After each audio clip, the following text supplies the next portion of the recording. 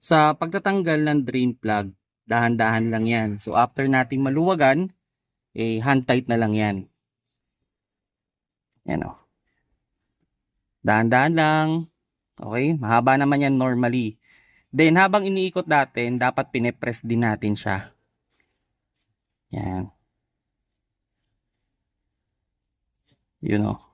Dahan-dahan. So, malapit na. Yan. Tapos bigla nating huhugutin pag malapit na tayo. Yun.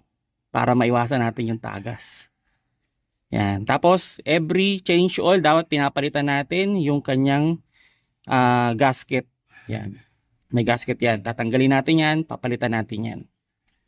Reminder lang mga paps, pag maglalagay kayo ng drain plug, siguraduhin ninyo na hand tight lang muna. Huwag nyo munang gagamitan ng tools.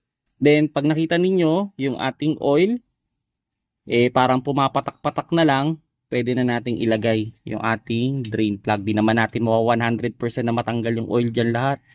So, pwede na natin ilagay yan. So, hand tight lang muna. Okay. Yan. Hand tight lang. Then, pag mahigpit na, yan. Sa paghihigpit niyan mga paps ang gagamitin ninyo ay torque wrench. Yan. Torque wrench dapat. Para hindi ninyo ma-over-torque yung inyong drain plug. Kung wala kayong torque wrench, ang gamitin nyo lang tools ay 3. Kayong gagamit ng 1/2 dyan. Baka ma-over-torque nyo yan. Huwag din kayong gagamit ng ibang paghigpit. Socket wrench lang sana. So, nasa sa inyo, nasa specification ng inyong sasakyan niya kung ano yung torque. Ito sabi nila nasa 40 pero ginagawa ko lang siya ng mga 30 lang.